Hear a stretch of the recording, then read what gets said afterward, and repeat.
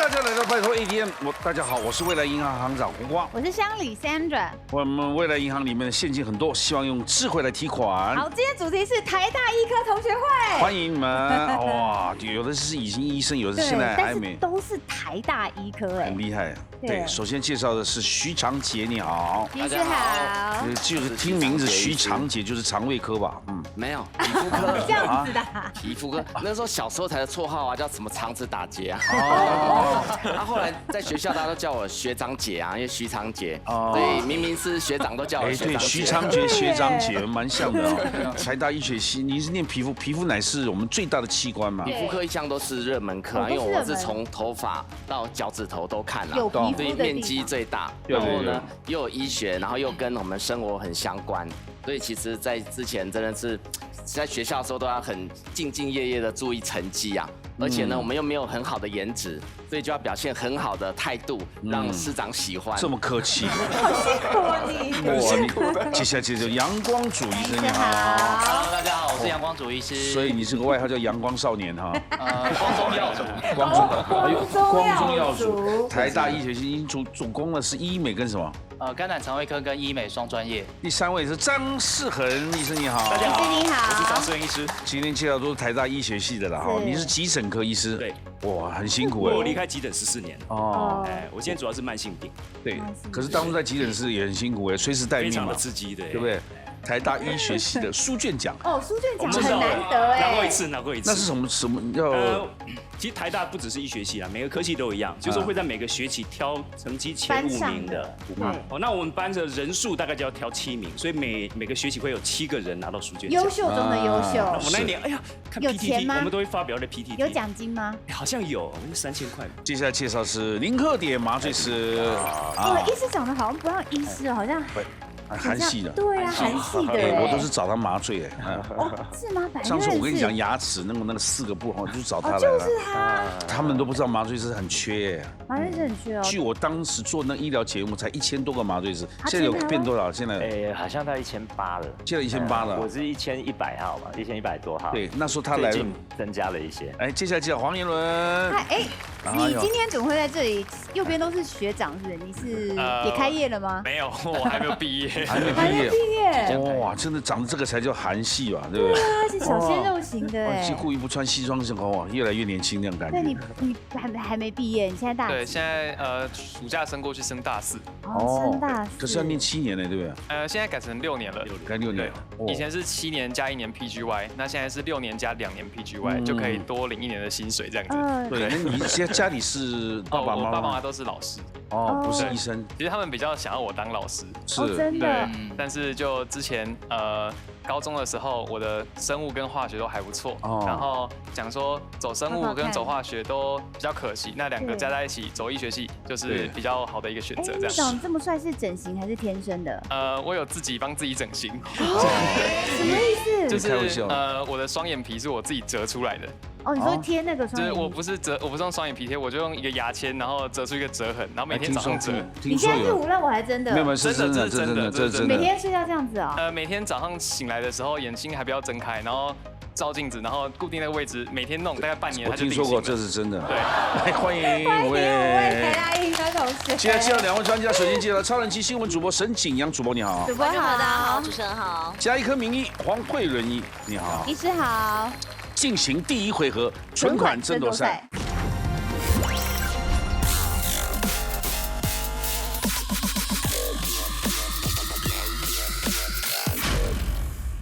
存款争夺赛，来 ，Sandra 请讲规则。好，这一回合呢，银行金库准备了6万元，抢答之后轮流作答，每答对一个答案是3000元的奖金。那6万元要抢完为止，或是2个题目问完为止。这题由沈景阳主播来举圈或叉，请出题。医生们最想做的梦幻科别，医生面对病患压力山大，但还是有工作上的小幸福啦。请问，根据国际生医新闻报道，10个幸福感最高的医生科别是哪些呢？请抢答，快点！用力哦，大家还是要帮自己的科打个广告啦。我们麻醉科虽然上班的时间压力比较大，但是因为我们大概是比较早期开始引入这个就是说医生不要太累哦，跟那个开飞机一样，他们好像叫 CRM，Crew Resource Management， 就是说你不希望一个喝醉酒或者是很久没睡觉，很像喝醉酒的机长来帮你开飞机吧？对。那我们麻醉科在手术中常常就是会觉得很像是一个机长一样，就是带着病人起飞开刀降落成功。所以我们也算是很早期引进这个想法，所以麻醉科医师就会，尤其在大医院是不能连续太累的值班的，所以我们都有一个完整的交班制度。正确解答。麻醉科有的。麻醉科其实还有一个小小的优点，就是如果医师是比较内向的话，比较不用医病互动，所以就马上睡着了。有道理耶。对，专业陪睡啦，他们见到我们大概10秒钟就差不多睡着了。陪睡。言伦，好，儿科。啊，对，儿科小朋友可爱，就是我们自己在学生的时期有去带活动什么的，比较常接触到就是小朋友，像台湾的医学系都会有一个活动叫黑熊医院，那就是去大哥哥大姐姐去带小朋友，让他们不要害怕看医生这样子。好可爱。来，对或错？正确解答。来，请加3000。医师，就是我们自己的皮肤科。皮肤科。对啊，因为我们皮肤科范围很大，我们想要看病可以看病，做病理也可以做研究，然后也可以开刀，然后我们也是认为是医美的正宗就所以从那个雷射从保治备的弄到现在最新的都可以全部都可以研究到。是的，来，所以对或错？答对。有的。请加3000。来，光主。我觉得是家医科。家最幸福。幸福感的。就因为如果是融合国内国外的统计啊，其实绝大部分在医学里面的疾病都是比较一般常见的。那家医科他就会觉得说，他看这些疾病，他可以把它看好，所以他自然而然就有成就感。然后再加上说，在国外来讲，就是可能一个小镇，他就是一位家医科医师，那可能这些小镇里面的人都很尊敬这位医师，因为他什么都要先看嘛。对，无论是老人、大人、小孩，对不对？对。那个慧仁有幸福吗？看起来很幸福哦，这么幸福哦。来，对或错？正确解答。来，请加3000。满脸好像很可怜的样子。来，是啊。除了麻醉科医师另外一个适合社恐症医生的科别叫做临床病理科。临床病理科。对，因为麻醉科医师看的病人是已经睡着了。对。那临床病理科的医生看的病人是已经被切成一块块了。那他还活着，只是说他身体上的一块东西给你检验，良性恶性这样子。对，切片检，所以他不需要面对一个活生生的。那你们讲切片检查吗？对，切片。我切成一块一块的切。吓我一跳，他想说什么不一样的状况？那个先切下来，病理化验一下到底有没有癌细胞，是不是？是，对或错？答对，刚刚黄医师也跟我说，像这个临床病理科的医师，他们都只是第2线的医师，就是你不用在第1线直接接触到病患的情绪，所以对于那种内向的医师来说，这个是一个不错的选择。请加3000。特点。我比较都是在意下班时间，所以我也猜一个应该也是比较少急诊、比较好下班的，就是那个精神科。正确解答。来，请加3000。可是我以为精神科会受到很多，比方说你说倒垃圾、倒对啊，倒垃圾心事，然后听了之后，有时候会觉得心情被影响。够专业就不会吗？我是没有走过精神科，可是我听说他们就你怎么会这样想？你为什么会这样子想？对，大概一直帮助引导他为什么会这样想？对，为什么会这么说？比较没有把人家医死的风险性，对，当然也有自杀的，但是那个我相信是相对自杀不是因为他说到让他自杀了，相对少数啊，跟我们的压力比起来，在比较两的，我们是很急性的嘛，他们通常大部分应该是偏慢性，所以急诊应该也比较少。应该是大致上都是准时每周看诊上下班，这样。对，再过来，言论，再来也好。肾脏科。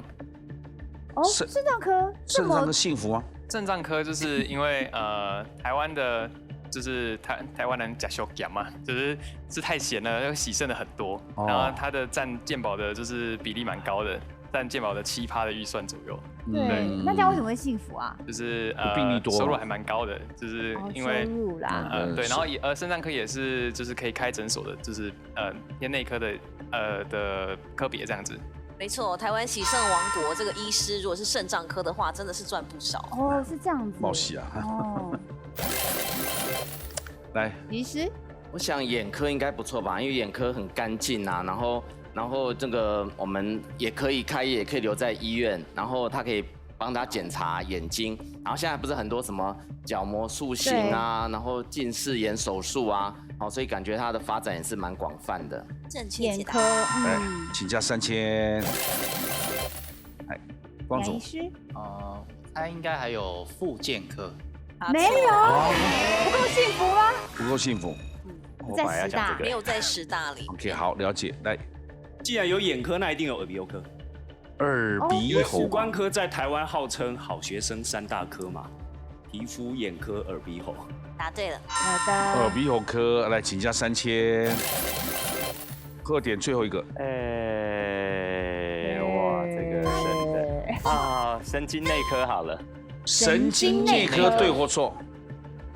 答错了。好，接下来，言论。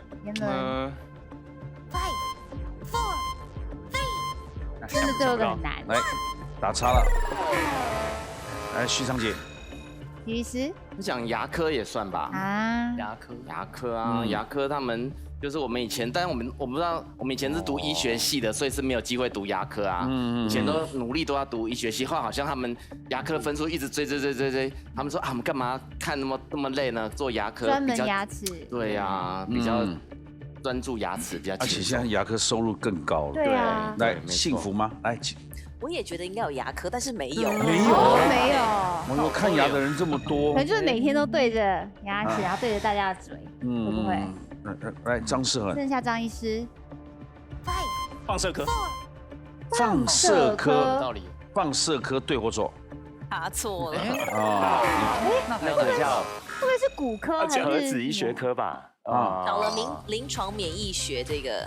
那为什么这会幸福啊？其实我觉得这10个项目里面有一个共同的特点，就是赚得多，然后有时间可以做自己工作和生活当中的平衡，然后你有办法去控制自己的时间。比方说像是皮肤科啊、耳鼻喉科、眼科，还有这个精神科以及临床免疫科，这些它的工作时间都是会比较规律的，所以其实你可以就是比较容易掌握到你哪个时间是工作，哪个时间是生活。接下来的另外呢，就是由我们黄慧伦来举圈或叉了。先转请出题。民以食为天，请问除了放冰箱、古今中外，人类还有什么方法用来保存食物呢？请抢答。哎，长姐。当然，我们说腌肉嘛，腌制法嘛，对，把它做成咸鱼呀、咸鱼干、肉干，正确的。有的。请加3000。像泡菜啊，对不对？都是腌的。光主。有一个大家可能比较不熟，就是冰鉴法。什么意思？冰鉴它就是类似冰箱或是雪库。那因为古时候没有那种冷冻技术，对，所以他们就是去找冰块啦，然后把它做成像大家刚刚也跟学长聊到，就是像我们吃那个生鱼片，有时候那个生鱼片直接放在冰块上面那种感觉，正确的。有的。只要有冰就可以，天然的冰。来加3000。张世恒。风干法。风干，那个在沿海蛮常看到的。对，说因为食物没有了水分之后，细菌就不容易滋生。不是香肠就是这样啊。对，也是。哎，香肠古时候没有冰箱，我们都放户外啊。对啊。现在都会。可是不是香肠需要先腌吗？那也会加点盐巴了。风干，真的应该说是干燥法啦。就是说不止风啦，我们只要能够让它干燥。然后瓜哥刚刚讲那个腊肠，那个是有点像烟熏的那种方式。那又可以把它隔绝，又可以干燥，也是干燥的一种。对，那都是属于干燥。所以干燥类不能再说了。对，请加3000。医师。那个油封法应该有。什么是油封？我们有时候那个欧洲有很多，比如说那个橄榄啊，或者是那个番茄啊，它就是把它煮一煮以后，然后用油煮一煮以后，就是直接罐头里面包在埋在油下面去，那就自然就隔绝了空气嘛。那有煮过杀菌了以后，所以可以保存久一点。对，对或错？油封法。这个不算是保存食物，会不会是它是要创造另外一种风味，或者因为我们可能要让它保存，就是像说脱水啦，或者是让它用渗透压让它保存新鲜，可能是盐巴或其他的东西。刚刚有提到腌制，那可能油好像没有办法有这个为了效果。另外增加风味的。对，是好，接下来好，那台南的蜜饯很有名，就是在用糖来把水果类的东西腌起来，这样。对。来加3000。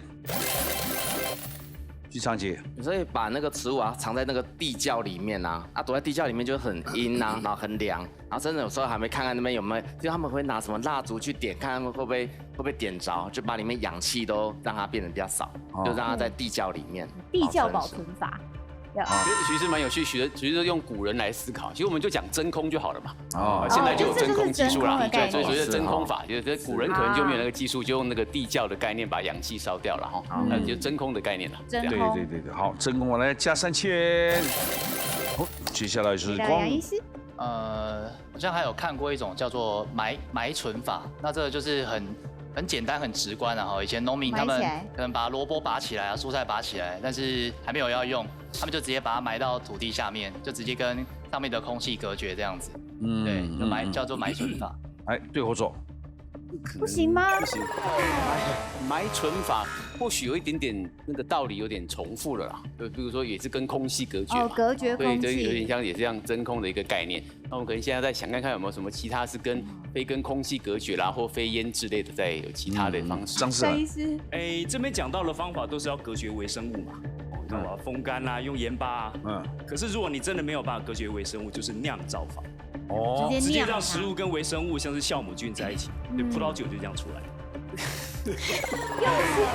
因为我有跟我们单位在讨论一下这个，因为这个好像有点像说我是又创造另外一种食物，就是保存原来食物，所以我们毕竟不是美食节目嘛，我就是这样子，我们还是要以一个知识性的传达，所以酿造不算说是一个保存它原始食物不要腐败、不要变质的一个方式啦。好，专家说了算。对，好，那刚刚讲到微生物嘛，那我想到微生物学之父巴斯德发明的巴氏杀菌法。巴氏杀菌是怎么个杀法？它是用一个叫做鹅颈瓶的东西，那它是加热过，然后细菌死掉之后，它的那个瓶口是很细很蜿蜒的，那细菌是进不去的这样。对，其实它也促成了后续的就是类似罐头这类的东西保存的方法这样子。你觉得厉害哦？请加3000。常姐，其实刚刚讲说油封不对，但我讲这是水封，它没有改善风味。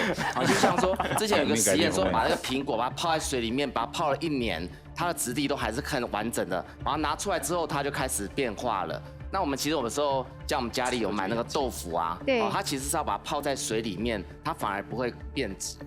所以那个是把它泡在水里面，也是隔绝空气，也是可以保鲜的。但是风味没改变。这个就可以。这个应该叫做水泡吧？因为它解释得很清楚啊，所以我觉得应该也是某一类的食物这样来保存，应该就没有问题，就可以保存住。那它有名称吗？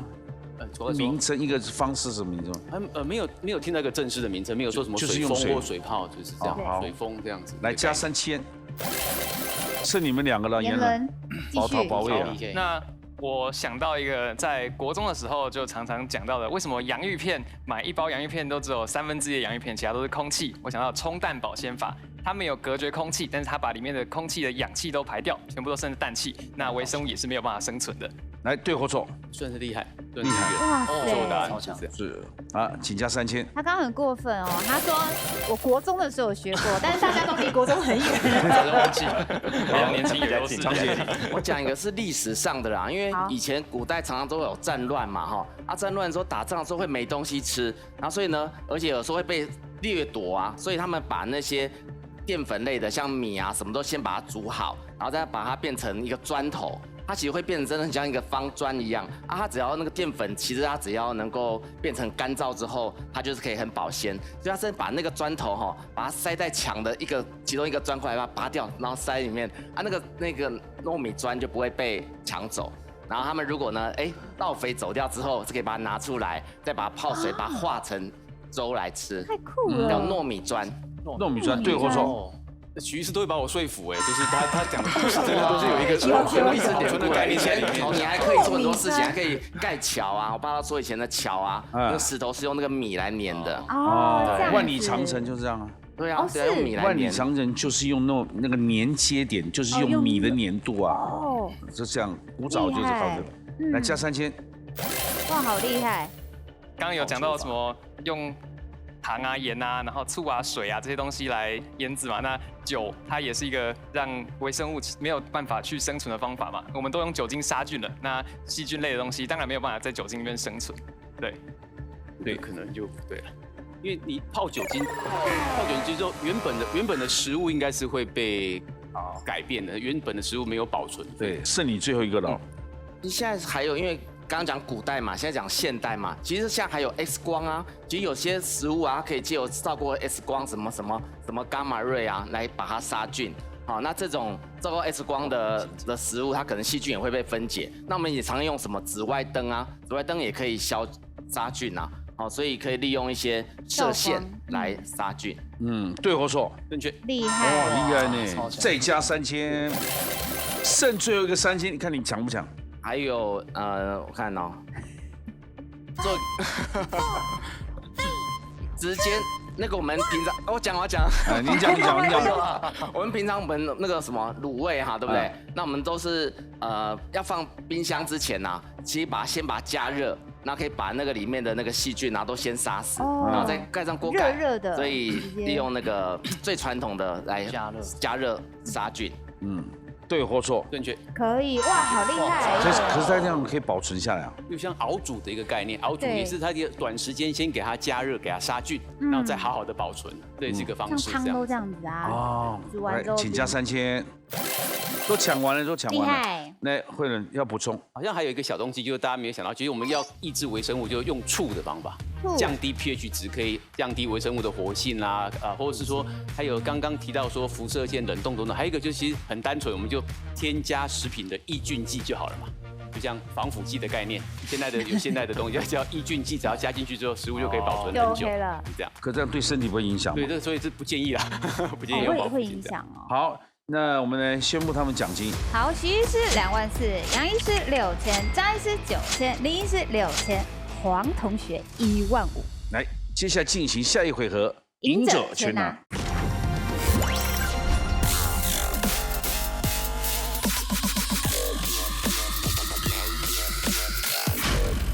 赢者全拿，请讲规则。好，这一回合呢，同时作答 A、B 2个选项，答对的话累积奖金，1个人代表1000元；答错的话，此轮就淘汰。那每一轮最后剩下的那位，可以把当时账户累积的金额全部灌给自己，赢者全拿。来，第一题，请出题。许多人对手术室的印象往往是好冷，请问为什么手术室要维持低温呢 ？A. 避免医师流汗 ；B. 提高麻醉成功几率。请作答。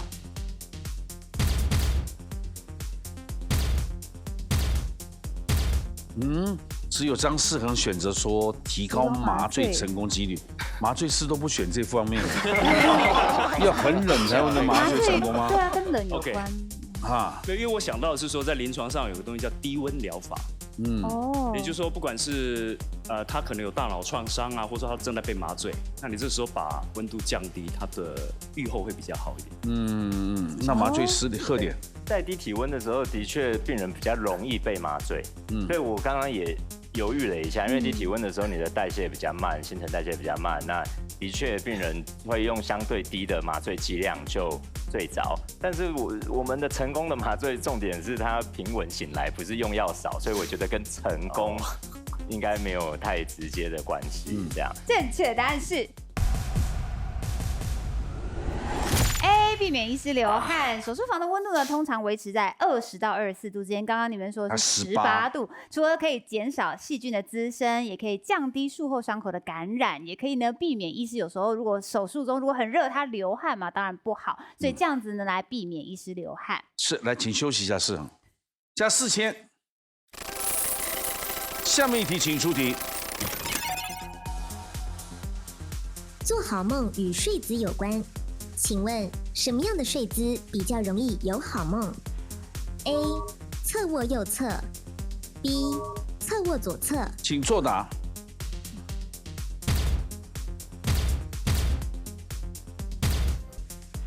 只有一个徐长杰写说右侧，请说。因为我都睡右侧，你很快乐。以前有这样的说法啦，不知道是对不对啊？所以这个是猜的没错啦。就是说哈，因为好像心脏在左边，他们说觉得如果睡左边压着心脏，好像会有点压迫感。左边没有。好，那我自己都是睡右边呢，因为我会另外一边睡就会鼻塞。所以我说，我应该平常也没有一直在做噩梦，所以应该是这个选择这个是言论，是因为心脏的问题吗？我就是肝脏在右边，然后那个胃在左边，然后如果胃就是这样子的话，它会倒过来，那胃酸可能会逆流。那如果是在左边的话，那它就是乖乖的待在胃袋里面，那可能比较不会有，就不会造成逆流。对，就是不会有那种就是火烧心的感觉，就是胃食道逆流。请公布正确解答。正确答案是。A 侧卧右侧，研究显示呢，超过40%的左侧侧睡者报告有噩梦，而且呢，这相对的不到15%的侧睡右侧者呢，他会有噩梦，所以两个是比例是有差的哦。同时呢，如果你侧右边睡的话，你梦境内容比较多是好的正向情绪，也可以获得更高品质的睡眠。请回来，因为大家都没有，第一轮结束加1000。账上有5000，请到我们徐长杰的账户。于是他这样已经还有2轮，他就已经快3万块。但还有机会，大家。下面一题，请出题。第2轮，抖脚往往被视为不礼貌的行为，请问抖脚有什么好处呢 ？A. 放松小腿肌肉 ；B. 塑形整个腿部。请作答。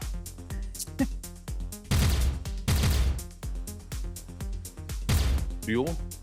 只有一个人光，有点伤感啊，没有，没有，我自己觉得理论是，因为抖脚实际上应该是肌肉收缩吧，就是你在那边抖，然后踮脚的时候是收缩的，就看起来不像是放松。我觉得是放松啊，因为我们有时候做久的时候，它同一个动作的时候，它就是某些肌肉是收缩，某些肌肉都是伸张的。抖的时候等于是在动啊，那动了之后，其实它就是会让它不会那么僵在那边。正确答案是 A， 放松小腿的肌肉。我们如果把抖脚刻意当做运动，如果你长时间然后大幅度抖大一点的话，其实呢你全身都可以活动起来，燃烧脂肪，有瘦身的效果，也可以放松小腿肌肉，让小腿不要这么紧绷。但大家想想，我们抖脚的时候常是坐着，其实我们的活动范围抖的部分，其实在小腿，它很难形塑整个腿部啦。加4000。下面一题，请出题。看电影也能治病，请问电影疗法可以对哪种疾病生效呢 ？A. 自闭症 B. 忧郁症。请作答。选择不一样治疗自闭症，有人说会治疗忧郁症。张世恒，你觉得治忧郁症？因为看电影是看到另外一个人生，所以说我可以站在一个比较客观的角度想。知道人家在过什么样的生活，比较可以跳脱我现在的这个心理状态。是，我觉得因为在自闭症的人，他就是没办法跟人就是看懂别人的情绪啊、互动啊。但在看电影的过程中，他或许有机会给他去学习一下，说，在他比较无痛的状态下，不用跟真的人面对面，但是他去看里面的人的情绪啊，他的表情代表他是什么心情，这样子，让他有机会去学习模仿。因为他们天生就是比较难看懂别人的情绪，对，所以我觉得应该是给他，算是教育片。请公布正确解答。正确答案是 B， 忧郁症。其实电影疗法呢，有助于增进忧郁症，好让他乐观一点点。而且就像刚刚张医师说的，你就看看他们这些不同的角色面对人生的困境的时候是怎么处理的。那此外呢，电影疗法常常用在如果是父母离异的小孩，或是父母因为离异正在吵架的小孩，你也给他电影疗法，然后让小孩子知道比较要怎么样面对自己的负面情绪。来，2位很难过的，请坐着。请加2000。下面一题，请出题。喝味噌汤也有致癌风险。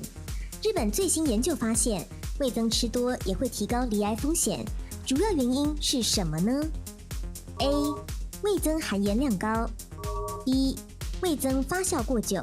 请作答。你看时代在改变，以前说味噌汤很好的，对，所以含盐量过高，对，太咸的。可是呢，会不会因为发酵过久对胃造成影响？因为发酵其实不会啊，你看发酵是好的，威士忌也发酵很久。哦，好，不是威士忌是可以消毒体内吗？所以人家讲酒也是致癌物啊，不是吗？对，来，请公布正确解答。正确答案是味噌含盐量高。毒物专家表示韩国跟日本一直都在争胃癌大国的原因，其实非常重要。一个泡菜，一个味噌。那这两种传统食材在制作的时候都会放大量的盐巴，所以你想高盐分可以成功的延长食物的保存期限，然后让它更好吃。但其实高盐分就是可以严重的损害你的胃黏膜，导致罹患胃癌的风险增高。来加2000。下面一题请出题。科技人时常用眼过度，眼睛干涩。眼科医师建议，眼药水最好点在哪个位置 ？A. 眼白跟下眼睑处 ；B. 瞳孔跟虹膜处。请作答。这个还有分呢。他们俩。虽然不是眼科，但回答很快啊。来，请公布正确解答。正确答案是。眼白跟下眼睑处，点眼药水前呢，最好要先摇一下然后把药水点在眼白跟下眼睑处，因为这样子的话，它比较不会乱流。那流进去之后呢，你压着眼角，让它不要整个滴出来，同时还可以闭眼转一下眼球，让它好吸收。第几题答对？第2题一样了。接下来答对奖金均分了啊！第3题，请出题。我们会用杏林春暖赞颂医生的人心仁术。请问姓名的由来跟下列哪位三国时期的医生有关 ？A. 张仲景 B. 董奉。请作答。又是张仲景。张仲景，你们学西医有学中医的？你学到这个没有？因为我只听过他。我听过某某人在杏林那边，然后讲课，所以我们讲杏林就指医界，就是好像是这样的来由啦。对啊，但是是哪一位？我就猜 A 啦。正确答案是 B. 董奉。其实三国的时候有一个吴人董奉，他隐居在庐山里面，然后他人非常好，他帮人家治病却不收钱。他说，如果我治好了你呢，你就种一棵杏树好了。然后数年后呢，既然有10多万棵杏树，然后长成了杏林。后来呢，大家就为了纪念他，杏林就指医学界。来，请回来。继续累积到下一轮。累积多一点才有办法影响到徐长杰，对不对？对。来，请出题。韩国是非常重视外貌的国家，请问江南美人指的是什么样的人 ？A. 清新脱俗、自然美的女生 ；B. 曾经整形过的女生。请作答。杨医师，怎么还那么天？你为什么还要这么天兵？要写清新脱俗、自然的美女？他将来就整形一条街，他不鼓励这个东西，他难道讲完之后大家就不去整吗？因为我们说考试很容易前面讲的跟他又要问的完全没关。对。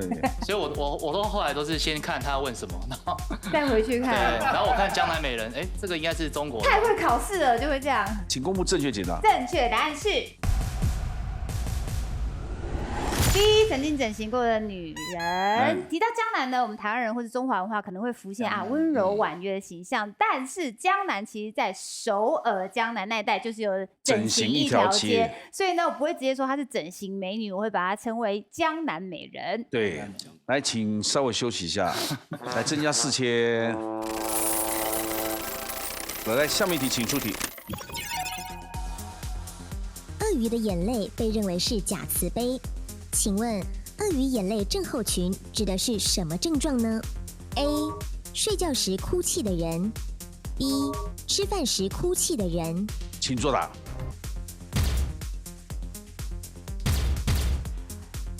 因为咀嚼这个动作会去刺激到泪腺，咀嚼是我们的咀嚼肌嘛，它们离得很近。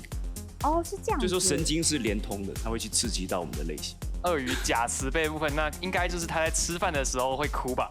那就是说我好像在同情他被他吃掉的猎物，但实际上没有，所以叫假慈悲。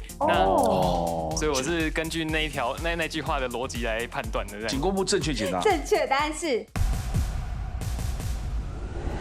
第一，吃饭时哭泣的人，其实呢，鳄鱼在咀嚼食物的时候真的会流出眼泪，因为它的做法就是要排出体内多余的盐分，所以鳄鱼眼泪症候群是一种罕见的颜面神经麻痹后遗症所指的，就是说你边吃饭边流泪啦。是的，鳄鱼的眼泪来加4000，18000。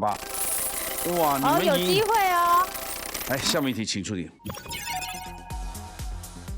丹田发声被视为是正确发声的重要方式，请问丹田这个词最早出现在哪里 ？A. 中医的疗法 B. 道教修炼之术语。请作答。嘿嘿嘿。哦。都选道教修炼的术语，因为他们不会中你的诡计，他们不会中你的诡计。哎，我猜猜看啊，我是想说道教好像常常在练什么丹嘛，所以他就是这边就是练丹的田，猜的田地这样子。请公布正确解答。正确答案是。第一，道教修炼之术语，丹田本来是道教修炼内丹中的精气神用的术语哦。那现在大家就知道运气的方法，还有位置变成要从丹田。加4000，越来越紧张喽，24000喽。我积到24000哎。哎，22000啦，22000了，哇，22000。奖金越修越高，来，下面一题请出题。台湾养猫的人口比例越来越高，请问哪一种花色的猫99.9%都是母猫？ A. 三花猫 B. 橘猫。请作答。哇塞！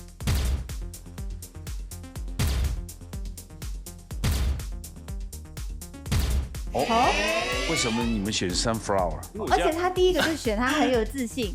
这个高中生物有教。又在高中啊，我们离高中太远了啦。进高中就是女性的，就是染色体是 XX 嘛，那在细胞核里面会有部分的，就是所有的女性的哺乳类动物都是嵌合体，会有一半的细胞会把其中一条 X 关起来，另外一半细胞关另外一条 X。对，那三花猫的就是那2个毛色的基因都在 X 染色体上面，所以有一部分是这个颜色，一部分这个颜色，加上底色白色，那就会是三种颜色。所以如果是公猫的话，它 XY 它就只会最多2个颜色。对，所以进入到3个颜色就肯定母的。对，那个关起来的基因叫巴尔氏小体，这样。对，哇，你们高中没有学这个？我们离高中技术好去学教材。请问你是哪所高中啊？台南一中。优秀。好学校。正确答案是 A 三花猫。其实猫咪呢的性别呢也是由最后一对染色体决定，所以 XX 染色是雌性嘛，那 XY 就是公猫。就他讲的嘛。对，然后橘色跟黑色这2个颜色都是在 X 染色体上，所以你如果要成为三色猫，你要橘色、黑色跟加另外一个颜色，那你一定就是2个 X，所以3色猫铁定是母的。来，请休息一下。哇，加3000现在还看不出来。各位观众，这上面就25000了，随便灌到一个，除非他们均分啊，随便灌到任何一个都是冠军了，就追上来。来，下面一题，请出题。除了饮食习惯外，气味对记忆力也有密切的关系。请问哪种植物的味道有助于提升记忆力 ？A. 迷迭香 B. 9层塔。请作答。林思在摇头了。哇！张世恒选 B 的原因是9层塔。9层塔就做3杯的嘛，那个味道我永远忘不了。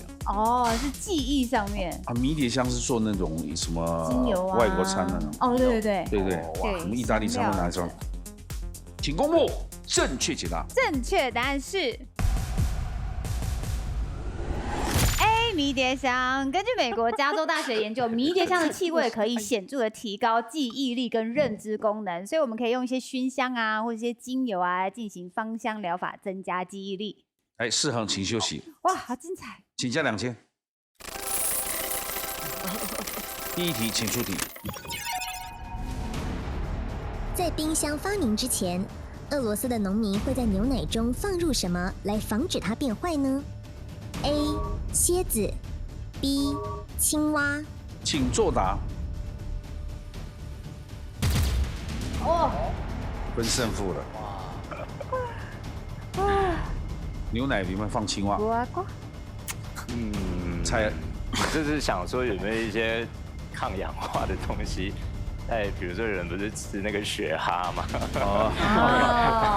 有没有一些抗氧化的东西在里面？蝎子有毒，会不会？来，彦伦，我完全就是猜的，还是你高中有教过？还是小学学过？我纯粹就是我觉得青蛙好像没有什么太特别的东西。那蝎子刚刚讲到有毒，好像那个毒会不会有一点就是综合作用？对，是抑菌的作用。然后那青蛙也就是更多蛋白质而已，好像也没有办法。也有青蛙也有毒的啊。对，也有毒的。好，那我就不知道了。哇，这题正确解答。正确答案是 B 青蛙。在俄罗斯的偏远小村庄，那个夏天很热，又没有任何的任何的冰箱之类，他们相信只要你把一个叫做俄罗斯棕蛙放进牛奶里面，牛奶就可以不会变坏哦。看起来很荒谬，但是其实真的有效。因为2010年呢，阿联酋大学科学家发现，因为青蛙的皮肤上面有个分泌物，那它可以有丰富的抗菌物质，可以减缓牛奶变质。那2012年呢，莫斯科大学的博士又再度分析了俄罗斯棕蛙皮肤上的化学物质，发现的确有显著的抗菌活性态，可以杀死金黄葡萄菌，还有沙门氏菌。加一些28000，请到0克点的账上。3位请回来。我们请乡里来宣布他们的奖金。好，徐医师最后是29000，杨医师6000，张医师9000，林医师34000，黄同学15000。恭喜0克点获胜，进入最终决战 Battle ATM。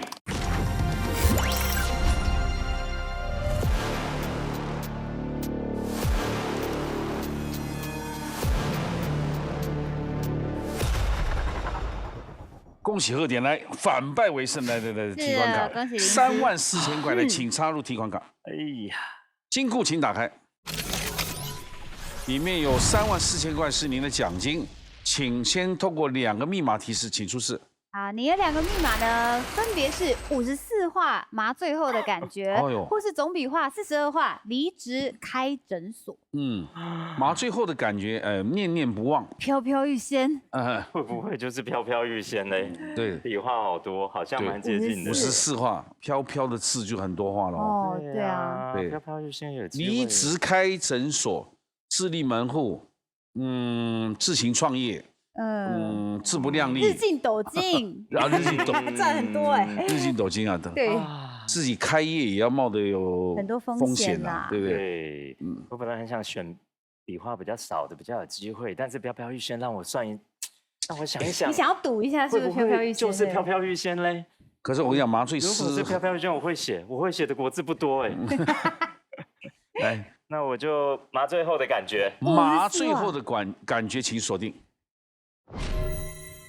离职开诊所是哪4个字呢？请看。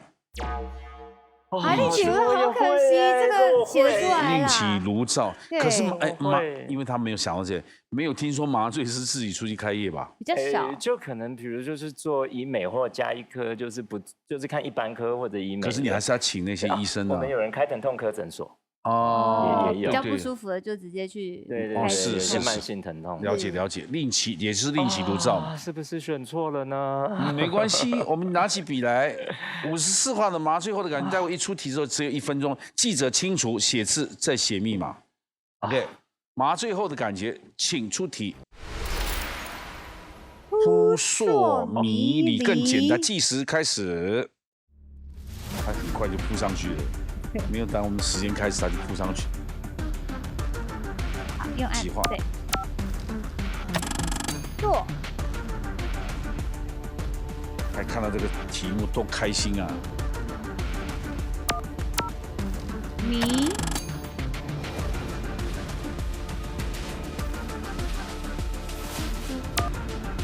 梨。蛮漂亮的。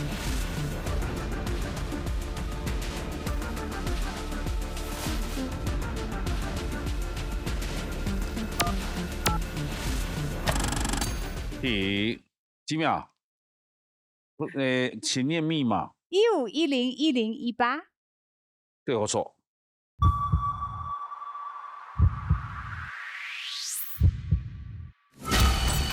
错。那你还有20秒可以改哦，请改。这个少了一杠。清楚，要重写一次。好。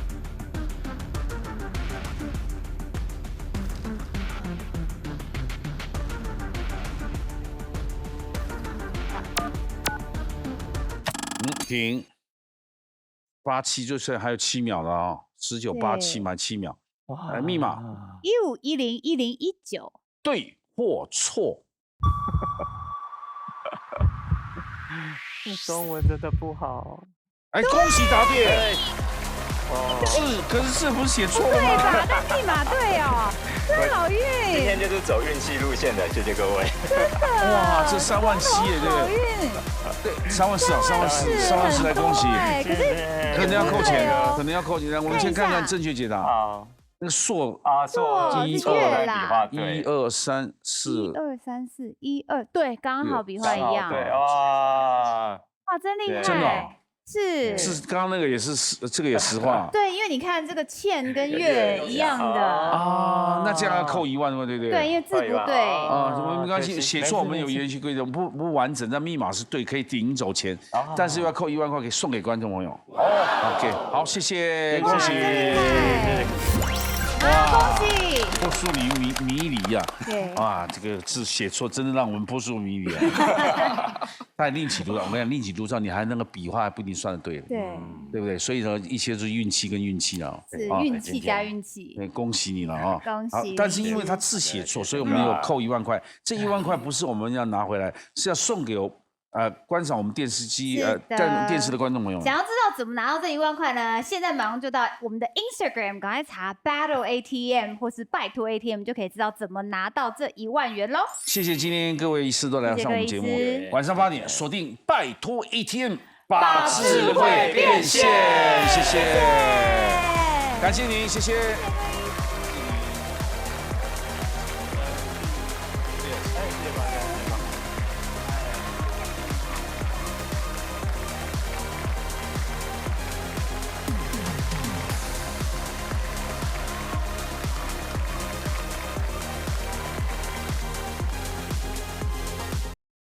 ATM Who dares to battle？